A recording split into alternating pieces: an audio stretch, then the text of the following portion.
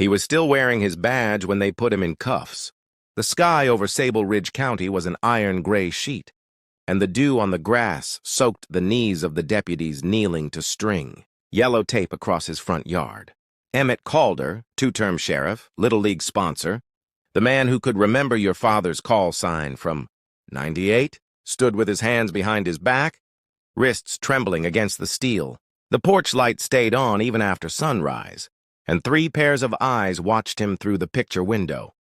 Lily, 13, with a hand clamped over her mouth, Ben, 11, rigid and white, and Jacob, 9, face still sallow from the IV tape. They'd peeled from his arm hours earlier.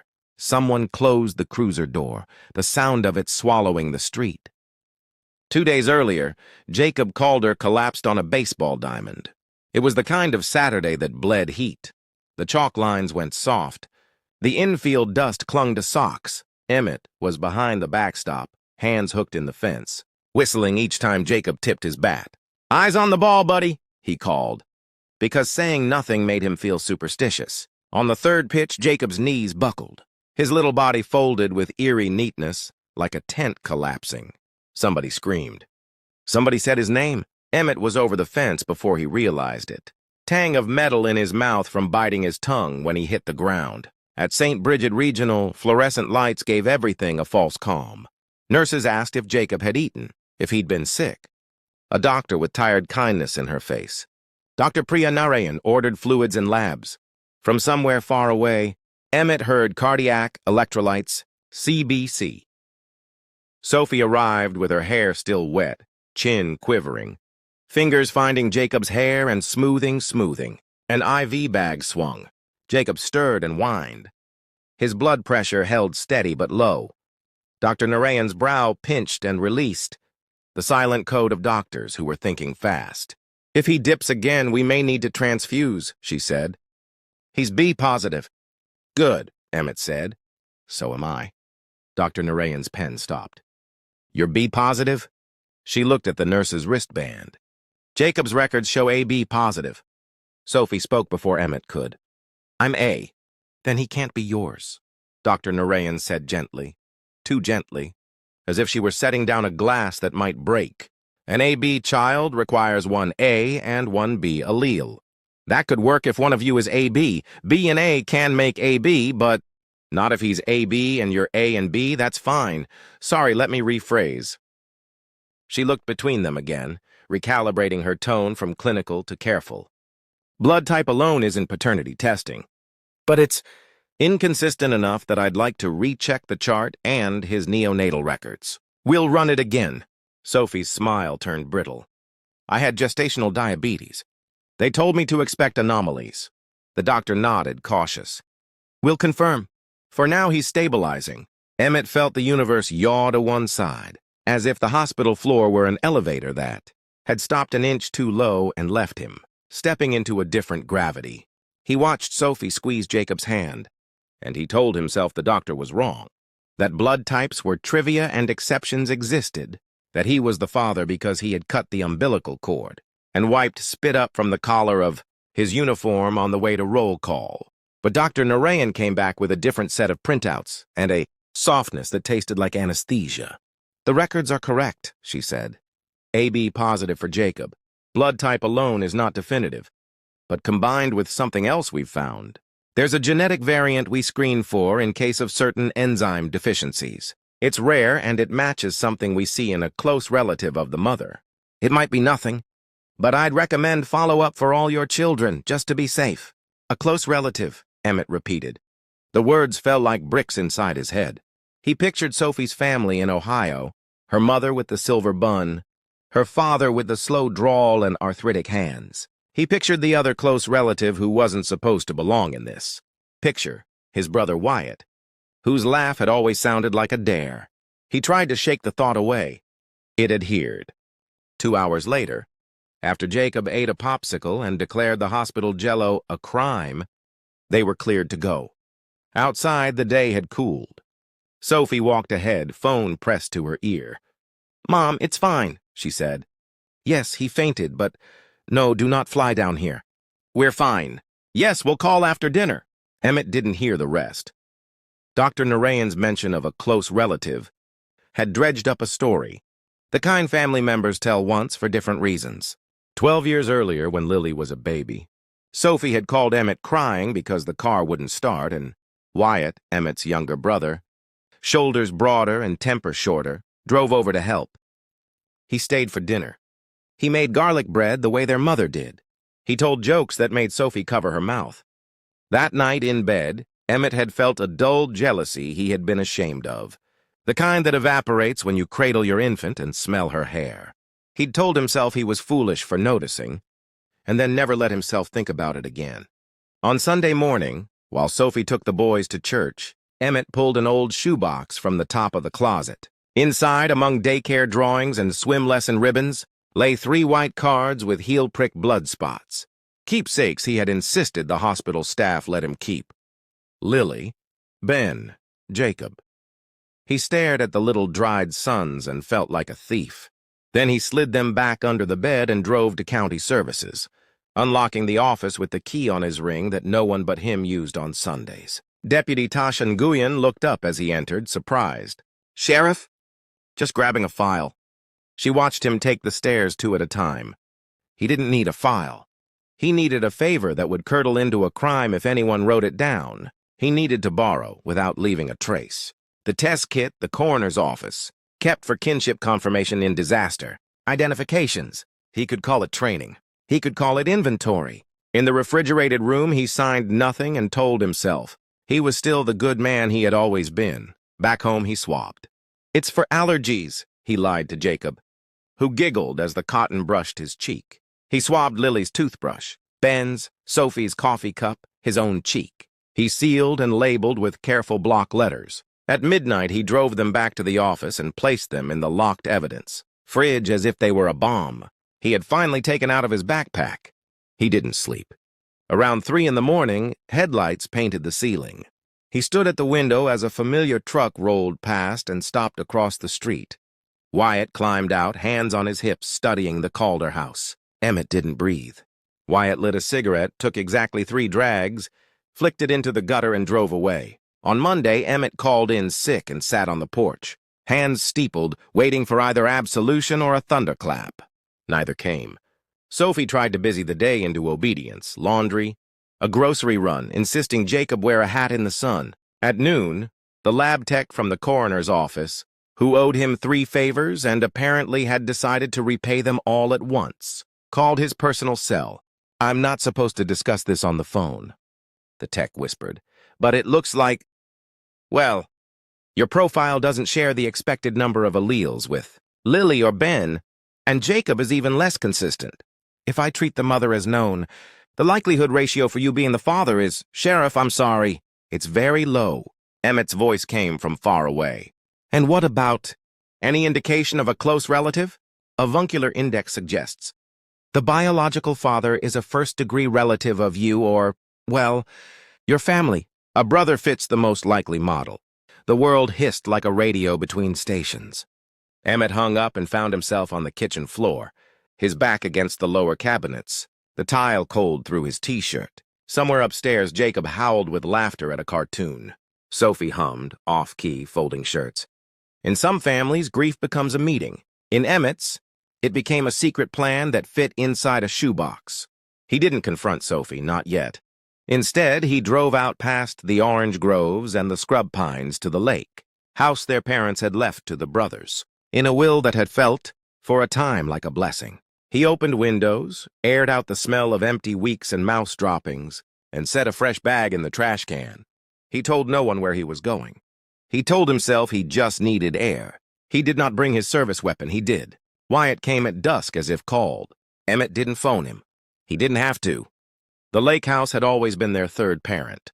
When things were bent, you went there and the other found you. Wyatt's boots thudded on the deck. He stepped into the light and looked exactly the same as when they were 10 and 14 and fighting over the front seat, same reckless mouth, same jaw that made women say he looked like a movie star who might ruin you for fun.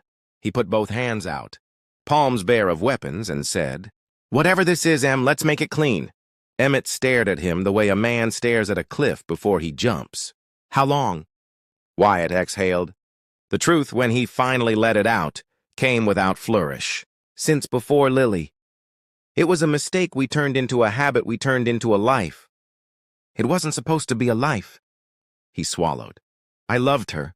Loved those kids. Emmett's hand found the edge of the counter and gripped until his knuckles went bloodless. You walked into my house, sat at my table? I know what I did. Wyatt's face crumpled, not in fear but in something like shame, the feeling he'd always been too fast to outrun. I told myself it was better if I stayed close, that I could, I don't know, help, be the uncle who solved the math problems, fix the bike chains. I told myself 1,000 noble lies. I know what I did. Say their names. Lily, Ben, Jacob? Wyatt's voice broke on the last one in, a way that made Emmett's vision go dark at the edges. Did she ever try to stop? Emmett asked. Every time, Wyatt said. He looked at his brother like a man who has just finally decided to walk into his own fire. You can hit me. You can do worse. I'll take it. But you don't get to act like this is all mine. They were quiet long enough to hear the screen door, yawning on its hinges as the wind pulled it inward and let it go. A fish jumped in the lake with a sound like a stone thrown by a child. Emmett said, You'll come with me. You'll tell her it's over. You'll get in your truck and you'll drive until the road runs out and you'll never... The screen door creaked again. Sophie stepped into the doorway. I thought you'd come here, she said softly. Emmett's vision tunneled. How long? He repeated to her now, the word no longer a question but a sentence. She didn't bother with lies. I never meant, she began and made a small, dry noise of disgust at herself.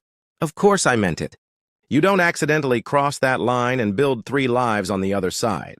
She took one step in, then another, eyes moving between the men. I loved you first. I wanted to love you always. But Wyatt, I don't know how to explain the kind of gravity he had. You explain it in court, Emmett said. Wyatt stepped between them instinctively as if Emmett had already charged. Stop, don't call anyone. Don't make this into something none of us can come back from. Emmett's hand found the gun at his hip by an old reflex that felt, in that moment, like destiny. He did not realize he'd drawn until the weight kissed his palm. Sophie's eyes widened. 2 shots tore the room open.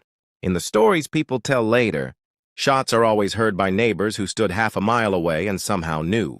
At the lake house, the lake swallowed sound. Egrets lifted silently from the cypress. It was over in one kind of way and only just beginning in another. Deputy Tasha Nguyen got the call at 2047. Shots fired at the Calder, family lake property. The dispatcher noted that the caller had not identified himself, only said Lake Road off County 12, the Calder house, in a strangled tone, and hung up. Tasha reached the driveway and immediately radioed for the state. Conflict of interest was an ugly phrase, but it kept apartments clean. She refused to be the deputy who let her loyalty write her report. She saw the open screen door, smelled copper under pine sol, and waited until the Florida Department of Law. Enforcement sedan arrived with 2 agents in jackets too new for late summer. Inside, Sophie lay near the kitchen counter. One hand extended greasily toward the baseboard as if reaching for a coin. She'd dropped. A bloom of blood spread under her back. Wyatt sprawled partly on the deck, face toward the lake, eyes glassed. Blood spidered under the screen door and made a thin line on the wood, like a map no one could read. What's the sheriff doing here? Agent Carlos Mendez asked, low. He's not, Tasha said. I haven't seen him. She saw him an hour later at his house, after she sent a deputy to knock and check on the kids. Emmett opened the door with his shirt on inside out, face pallid, eyes huge. Tasha smelled bleach faintly under soap. What's up? He asked, too casually. Behind him, Lily sat up stiff from the couch. Ben clutched Jacob's stuffed bear. Can I come in? Tasha asked. She kept her voice neutral because she had trained herself to keep it neutral even when her heart knew things before her brain earned them. She noted the missing Glock from his duty belt. She saw a dish towel in the sink with a dappling of gray ash. On the back patio, the grill was still warm, a ghost shimmer rising. Inside the grill, beneath blackened charcoal, something too small to be a steak and too fibrous to be wood lay in a curl of ember. She did not touch it. She took a photograph.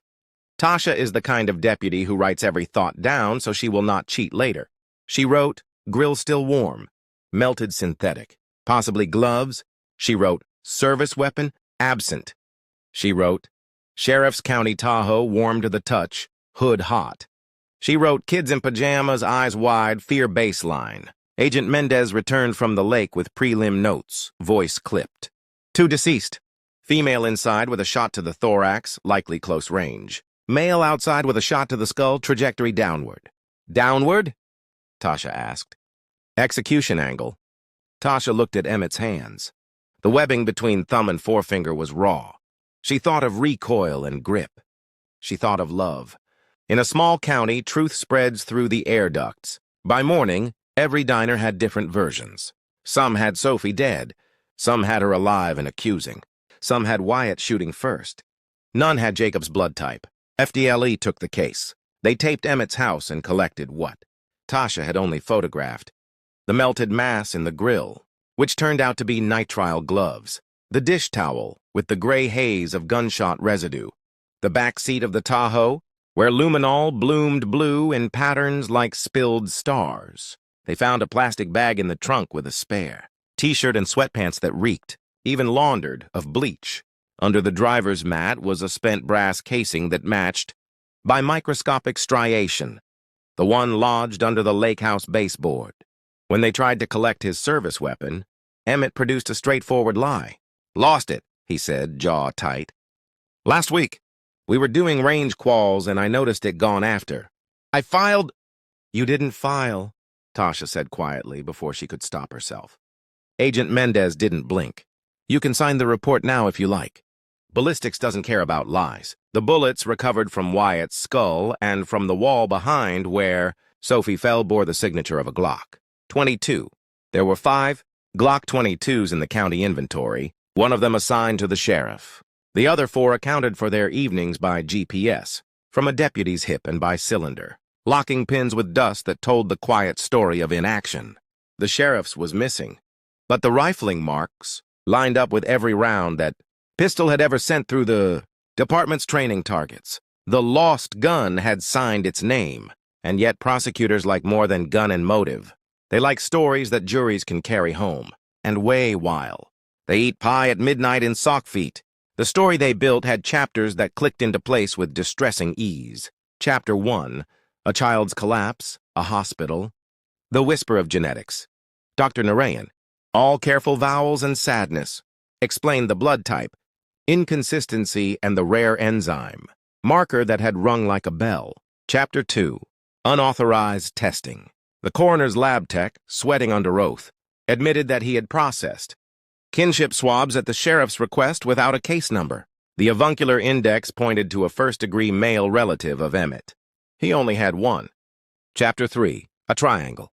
Phone records showed thousands of texts between Sophie and Wyatt over a decade, with peaks 9, months before each child's birth and valleys, after fights that could be mapped to dates when Emmett patrolled late and Sophie posted quotes about forgiveness on Facebook at 2 a.m. Chapter 4, the lake house. Surveillance from a gas station on County 12 captured Emmett's Tahoe headed toward the lake at 1803. It captured Wyatt's truck at 1849. It captured Sophie's sedan at 1912. It captured Emmett's Tahoe again. Back toward town at 2029, 2 minutes after the mystery call to dispatch. The Tahoe's onboard computer betrayed another fact. The driver's seat had been moved forward and then back twice, once like a man settling in to drive, once like a man leaning into the glove box. Patterns of luminol on the Tahoe floorboard suggested a weapon had lain briefly under the driver's mat, nestled like a secret. Chapter 5, the alibi. Emmett said he'd been home at 8, tucking the boys in, and Lily corroborated miserably until confronted with video. From the neighbor's front porch cam, a sliver of the Calder driveway and the tail end of the Tahoe rolling in at 2037. And then the chapter Tasha never wrote, because you can't put into evidence the way a person looks at 3 kids, who are and are not his. Lily cried with a sound like tearing cloth when she learned the word avuncular. Ben said, "Does that mean Uncle Wyatt is my dad?" And then looked immediately ashamed, as if he had hurt Emmett just by letting the question exist. Jacob made a list in purple marker. Things that are still true. On it he wrote, I like peanut butter. I am good at math. My dad makes the best grilled cheese. My baseball hat has a dragon. He carried that list in his pocket like a talisman. They arraigned Emmett on 2 counts of first-degree murder. He wore an orange jumpsuit and a look of stunned politeness, as if someone had sprung a surprise party that violated several ordinances but also involved cake. His attorney, Mark Leland, argued that grief had turned a confrontation into a struggle into tragedy, that the angle of Wyatt's wound could also match a man lunging, that Sophie's wound might be accidental, a ricochet when Emmett tried to wrestle the gun away from his brother, that a sheriff who had given his life to the county did not become a cold-blooded killer overnight. The prosecutor, Assistant State Attorney Helen Brooks, spoke with the measured fury of someone who has spent years learning how to turn fire into evidence. He was the one man trained, above all, not to let rage pick up a gun, she told the jury. And he not only picked it up, he planned the scene.